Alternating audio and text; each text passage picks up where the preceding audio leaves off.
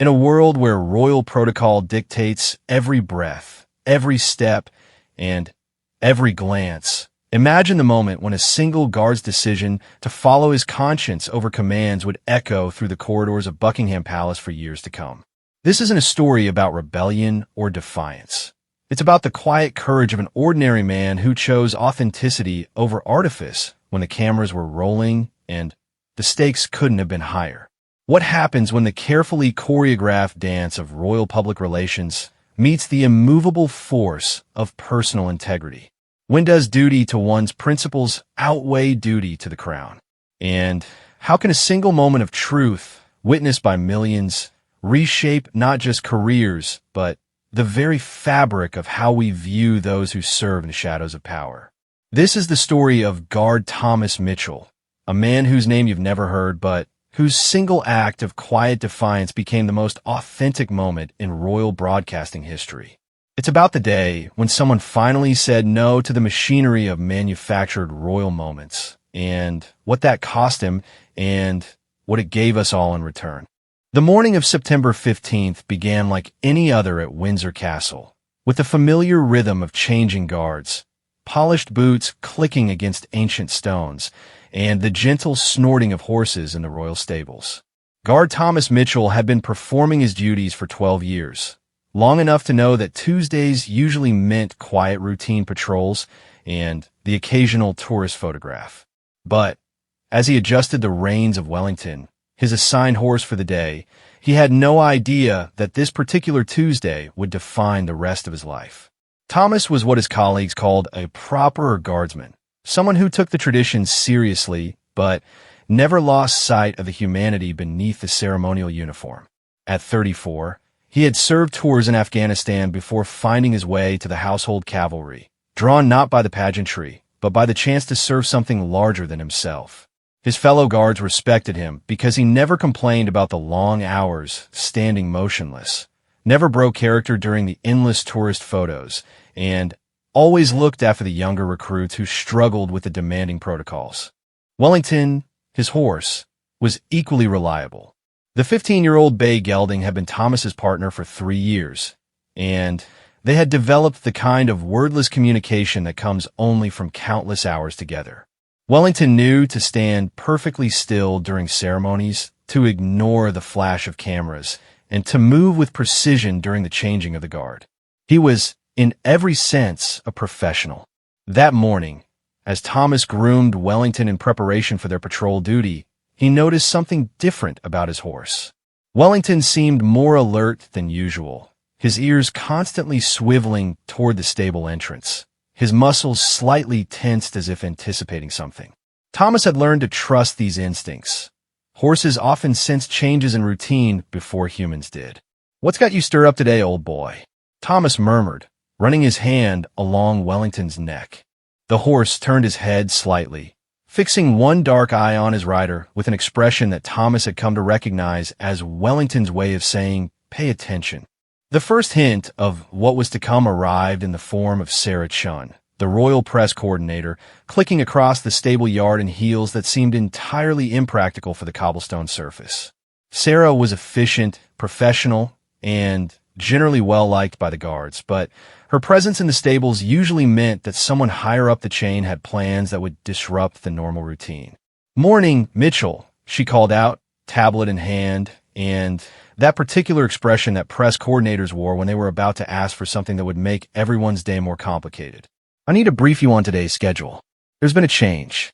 Thomas continued brushing Wellington, though his attention was fully on Sarah.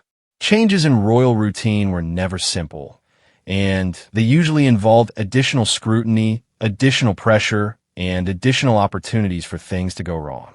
"What kind of change, Miss Chun?" "The Queen Consort will be visiting the stables this afternoon for a photo opportunity with the BBC. They're doing a feature on the working horses of the royal household, and they specifically requested shots of the guards in their daily routine with their mounts."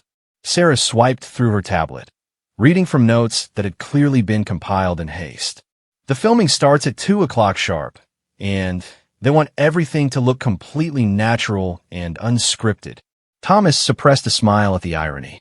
In his 12 years of service, he had learned that the more natural and unscripted royal appearances were supposed to look, the more heavily choreographed they actually were. And what exactly will that involve? Simple, really. You'll be grooming Wellington just as you normally would.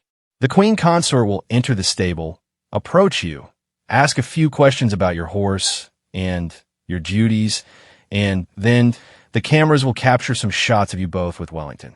The whole thing should take maybe 20 minutes. Sarah looked up from her tablet. The key is to act natural, answer her questions honestly, and let Wellington do what he normally does. They want authenticity. There was that word again, authenticity. Thomas had noticed how often it came up in royal communications these days, as if genuine human moments could be scheduled and staged like any other court ceremony. But he nodded politely. Understood. Is there anything specific I should know about what kinds of questions she might ask? Nothing complicated. She's genuinely interested in the horses and the work you do. She's actually quite knowledgeable about equestrian matters, so you don't need to oversimplify anything. Just be yourself. Sarah paused, then added with the kind of casual tone that suggested the next statement was anything but casual. Oh, and the production team has requested that you position Wellington near the window for the best lighting. They'll have the exact spot marked when you arrive. And there was the first small compromise of authenticity. Wellington had his preferred spot in the stable, a corner stall that kept him calm and comfortable. Moving him to accommodate camera angles was exactly the kind of staging that made these natural moments feel anything but natural to those who live them every day. But Thomas simply nodded. He had worked around royal media before, and he understood the delicate balance between serving the institution and maintaining personal integrity. Of course. Anything else I should know? Just remember that this will be broadcast nationwide, so we want to put our best foot forward. Show them what the real household cavalry looks like. With that, Sarah clicked away across the cobblestones, already moving on to coordinate the dozen other details that would make 20 minutes of natural television possible. Thomas returned to grooming Wellington, but his mind was working through the implications of the afternoon ahead.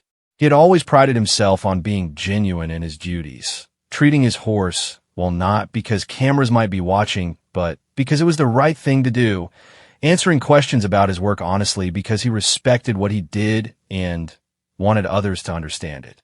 The challenge would be maintaining that authenticity while knowing that every gesture was being captured for public consumption. Wellington seemed to sense his rider's thoughtful mood, turning his head to nuzzle Thomas's shoulder in a gesture that, after 3 years together, felt like reassurance. Whatever the afternoon brought, they would face it together, as they always had. As lunchtime approached, Thomas led Wellington to the designated filming area, a section of the stable that had been subtly rearranged to provide better camera angles while still looking natural. The BBC crew was already setting up equipment, their movements efficient and professional but clearly intrusive in the normally peaceful space.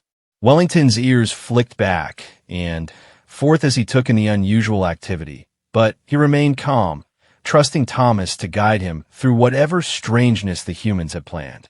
"This is perfect," the director, a woman named Emma Foster, approached Thomas with the kind of enthusiasm that suggested she genuinely cared about getting the story right.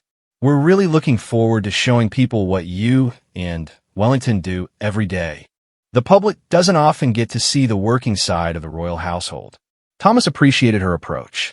Unlike some media professionals he had encountered, Emma seemed to understand that she was documenting real people doing real work, not just creating content for entertainment. "Wellington and I are happy to help. He's used to attention, though not usually quite this much equipment. Don't worry about the cameras," Emma assured him. "Once we start rolling, just focus on each other and on the queen consort. Everything else will fade into the background." As Thomas settled Wellington into position, he reflected on how this moment represented something larger than just a media opportunity. For years, the public had seen the ceremonial side of the household cavalry, the perfect formations during state occasions, the flawless execution of centuries-old protocols.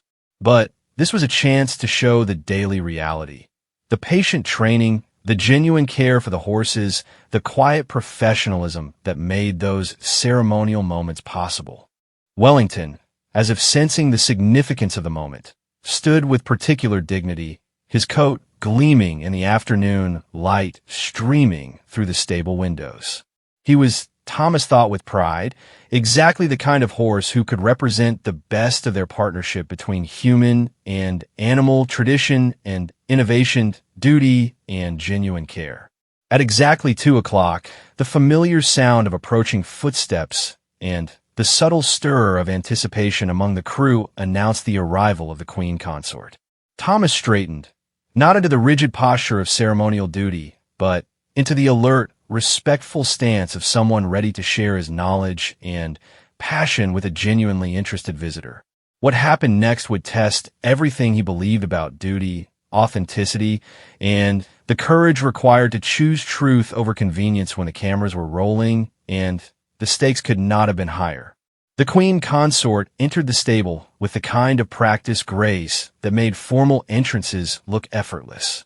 She was dressed appropriately for the setting, boots suitable for stable floors, clothing that looked expensive but practical, and the sort of genuine smile that suggested she was actually looking forward to the conversation rather than simply enduring another media obligation.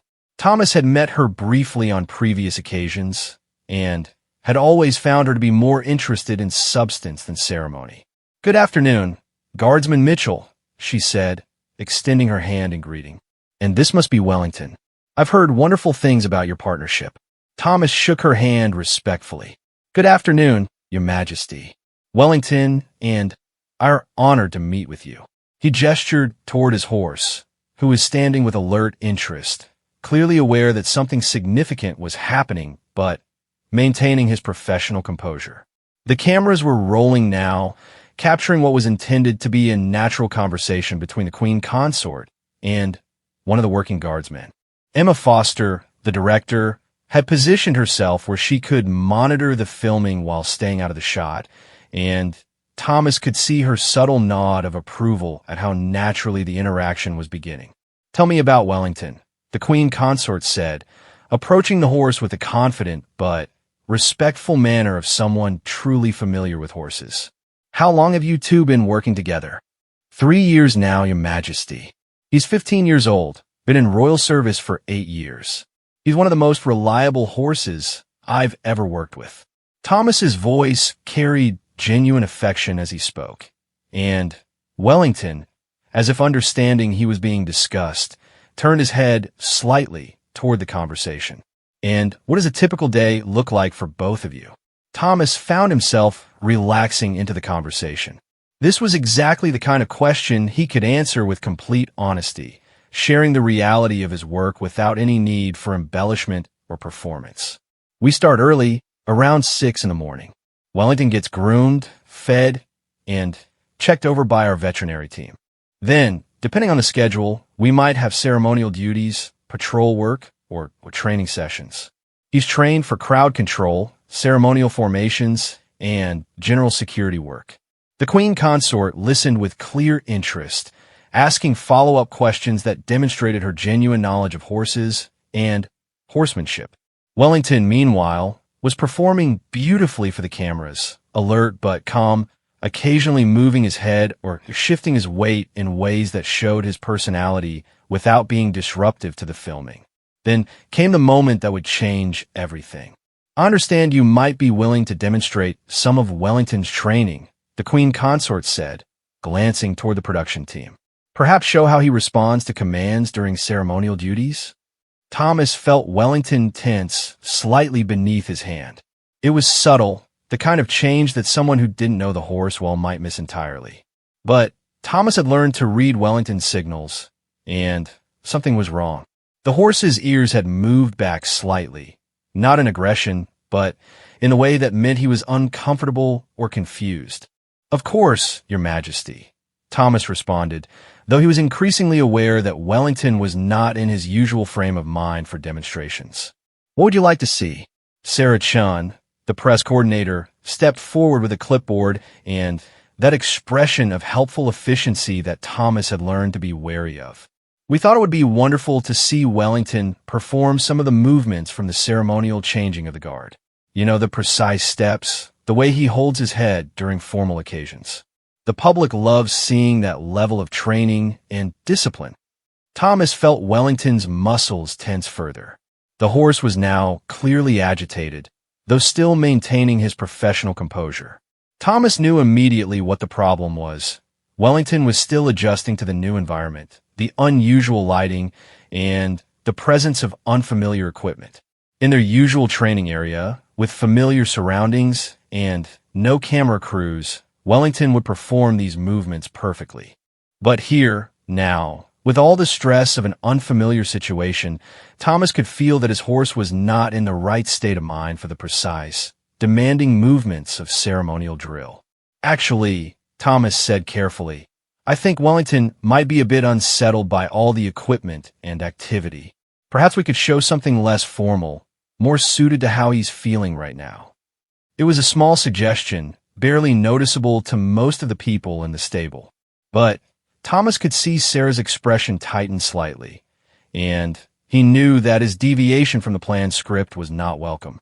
The production team had clearly envisioned specific shots of Wellington performing precise ceremonial movements, and Thomas's suggestion was threatening to disrupt their carefully planned narrative.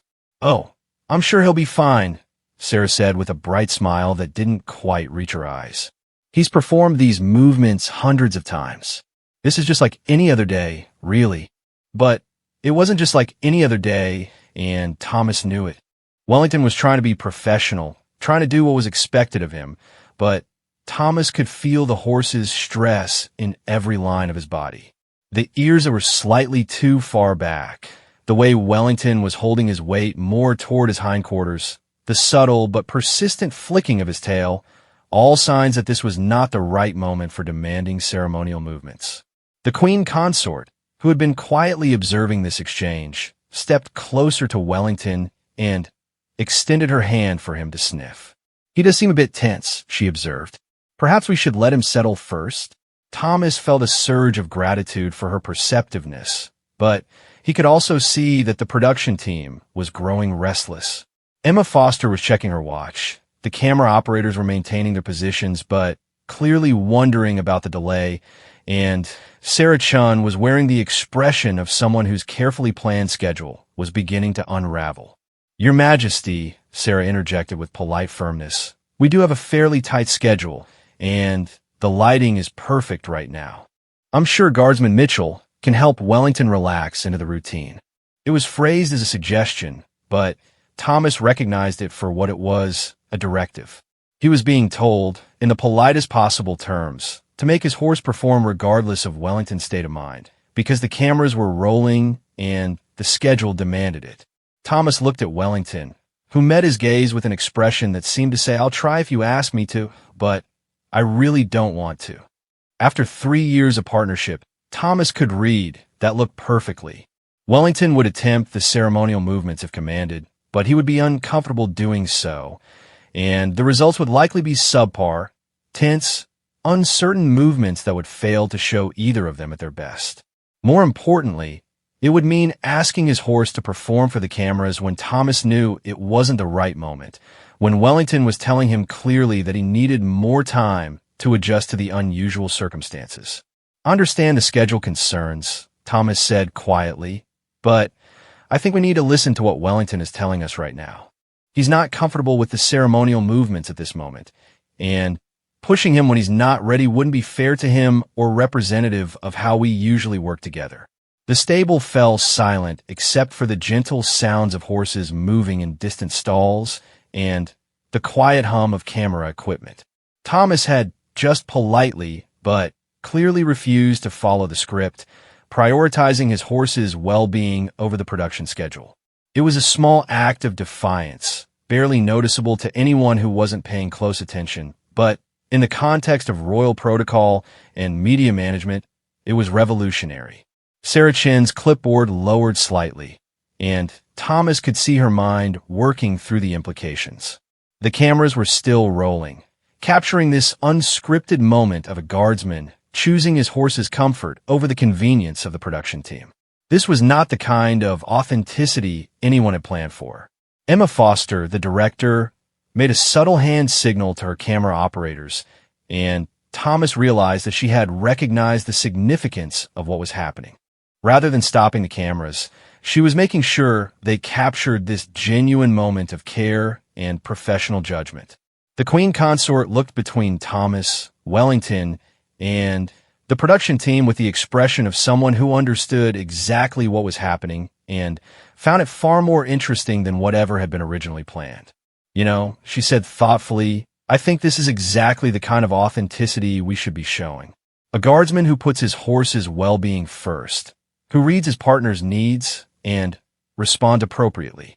That's the real story, isn't it? The partnership and trust between you and Wellington. Thomas felt Wellington's muscles begin to relax slightly, as if the horse had sensed that the pressure to perform was lifting. Thank you, Your Majesty. Wellington and I work best when we understand each other and respect what each of us brings to the partnership. Then, show me that. The Queen Consort said with genuine interest. Show me how you and Wellington communicate, how you care for him, how you've built this trust. That's much more interesting than any ceremonial routine. Sarah Chin's expression suggested she was rapidly recalculating how to salvage her carefully planned segment. But Emma Foster was nodding with clear approval. This was turning into exactly the kind of authentic moment that great documentaries were built on, unexpected, genuine, and revealing of character in ways that scripted segments could never achieve. Thomas began to demonstrate how he and Wellington communicated, showing the subtle signals they used, explaining how he read the horse's moods and needs, describing the daily care that built their trust. Wellington, freed from the pressure to perform movements he wasn't comfortable with, began to relax and show his true personality, curious, intelligent, and deeply bonded with his human partner. The cameras captured all, including the moment when Wellington finally settled completely and purely of his own choice, moved into a perfect ceremonial stance. Not because he had been commanded to, but because he was now comfortable enough to show off a bit for his audience. It was, Thomas realized later, the most authentic moment of his 12-year career. And it was about to change everything. The documentary aired 3 weeks later on a Thursday evening, during the BBC's primetime slot. Thomas had been given advance notice, but he chose not to watch it live. Instead, he was in the stables with Wellington, going through their evening routine as they had for 3 years. He would see the broadcast eventually, but somehow it felt right to be with his horse when the world got to see their story. What Thomas didn't know was that in living rooms across the United Kingdom, millions of viewers were witnessing something they had rarely seen before, a moment of genuine authenticity from within the royal household. The segment that was meant to showcase the ceremonial precision of the household cavalry had instead captured something much more powerful. A quiet act of integrity from someone who chose to prioritize his partner's well-being over public relations convenience. The response was immediate and overwhelming. By Friday morning, social media was flooded with comments praising Thomas for his gentle refusal to force Wellington to perform when the horse was uncomfortable. Animal welfare organizations shared clips of the broadcast, holding it up as an example of proper horsemanship. Equestrian communities around the world were discussing the subtle signs that Thomas had read in Wellington's behavior and his professional decision to respond appropriately. But the response within royal circles was more complicated. Sarah Chun arrived at the stables early Friday morning with an expression that Thomas had learned to interpret as, "We need to talk privately." She had clearly had very little sleep and was carrying the kind of tension that came from fielding calls from superiors who were not entirely pleased with how events had unfolded. "Thomas," she said, gesturing for him to step away from Wellington's stall, "we need to discuss yesterday's broadcast and some of the feedback we've received." Thomas had been expecting this conversation. While the public response had been overwhelmingly positive, he understood that his deviation from the planned script had created complications for the people whose job it was to manage royal media appearances. "I'm happy to discuss it, Miss Chun. Is there a specific concern?" Sarah consulted her tablet. though Thomas suspected she didn't really need to read from notes. There have been some questions raised about protocol and the importance of following established procedures during media appearances. Some concerns that guardsmen might be taking too much initiative in making decisions about how these events proceed. It was a diplomatic way of saying that someone higher up the chain was not pleased that Thomas had refused to make Wouldnt perform on command, regardless of how well the public had received that decision. Thomas felt a familiar knot form in his stomach. The same feeling he had experienced in Afghanistan when following orders meant choosing between official procedure and what he knew to be right. "I understand the concern," Thomas said carefully, "but I made the decision I thought was best for Wellington's well-being and for accurately representing how we work together. I believe that served both the horse and the institution well." The public response has been very positive, Sarah acknowledged, and Thomas could hear the reluctance in her voice to admit this fact. But there are questions about whether individual guardsmen should be making unilateral decisions during official media appearances, regardless of the outcome. Thomas felt Wouldnt nuzzle his shoulder from behind, as if the horse sensed the tension in the conversation. After 3 years together, Wouldnt had learned to read Thomas's moods as clearly as Thomas read his. "Are you saying I should have forced Wouldnt to perform movements he was uncomfortable with for the sake of the cameras? I'm saying that there are proper channels for raising concerns about planned activities during media events. There are protocols in place for a reason." Sarah's voice carried the strained patience of someone who was delivering a message she didn't entirely believe in, but was required to convey. The conversation continued for another 10 minutes, covering the importance of following established procedures, the complexity of managing royal media appearances, and the need for consistency in how such events were handled. But Thomas understood what was really being communicated. His moment of choosing authenticity over compliance had been noted, and not everyone appreciated the choice he had made. Over the following days, Thomas began to sense subtle changes in how he was treated by certain members of the royal household staff. Nothing dramatic or overtly hostile, but the kind of small shifts in attitude that indicated his stock had fallen in some quarters. Certain administrators seemed less friendly. Some routine requests took longer to be processed, and he noticed that he was not included in planning discussions for upcoming ceremonial events where he might normally have been consulted. But there were other changes too, ones that mattered more to Thomas. Fellow guardsmen began seeking his advice about reading their horses' moods and needs. Younger members of the household cavalry started asking him questions about building trust with their mounts, and letters began arriving from members of the public, thanking him for showing that caring for animals and acting with integrity mattered more than putting on a perfect show. One letter from a 12-year-old girl who was learning to ride particularly stayed with him. "My instructor showed us your video and said that good riders always listen to their horses first. Thank you for showing everyone what that looks like, even when it might have been easier to just make Wouldnt do what the cameras wanted." 6 months later, Thomas was offered a transfer to a different position within the royal household.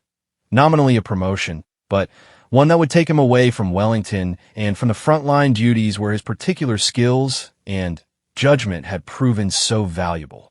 The offer was presented with all the appropriate courtesy and recognition of his service, but Thomas understood it for what it was, a polite way of moving him away from situations where his tendency to prioritize substance over presentation might create future complications.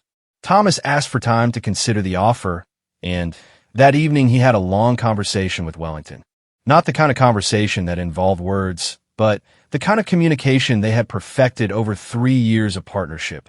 Subtle cues, shared understanding, and the deep trust that came from always putting their relationship first. Wouldnt seemed to sense that changes were coming, and his calm acceptance of whatever Thomas decided reminded Thomas of why he had made the choice he had during that filmed afternoon. Some things were more important than career advancement, more valuable than avoiding complications with superiors, more meaningful than following scripts that prioritized appearance over authenticity. Thomas declined the transfer. The decision cost him certain opportunities for advancement, and guaranteed that his relationship with some members of the royal household administration would remain complicated. But it meant he could continue working with Wellington, continue building the kind of partnerships with horses that represented the best of what the household cavalry could be, and continue serving as an example to younger guardsmen that integrity and authenticity were worth preserving even when they came at a cost. A year after the broadcast, Emma Foster contacted Thomas about a follow-up documentary focusing on human-animal partnerships in working environments. When she asked if he and Wellington would be willing to participate, Thomas agreed on one condition: no scripts, no predetermined outcomes, just honest documentation of how they work together. The second documentary, when it aired, was even more powerful than the first. It showed Thomas and Wellington going about their daily routines, demonstrated the depth of trust they had built, and included interviews with other guardsmen who spoke about how Thomas's example had influenced their own approach to working with their horses. It also featured a segment where Thomas addressed the camera directly, explaining his philosophy about the importance of putting the well-being of the animals in their care ahead of convenience or appearances. "The horses we work with are partners, not props," he said to the camera, with Wellington standing calmly beside him. "They deserve to be treated with respect, to have their needs considered, and to be listened to when they're trying to communicate something important. That's true whether there are cameras present or not, whether it's convenient for our schedule or not, and whether it makes for better television or not." The response to the second documentary was even more positive than the first, but by then, Thomas had learned not to pay too much attention to public reaction. What mattered was that Wellington continued to trust him, that younger guardsmen continued to learn from his example, and that he could lie down each night knowing he had acted with integrity.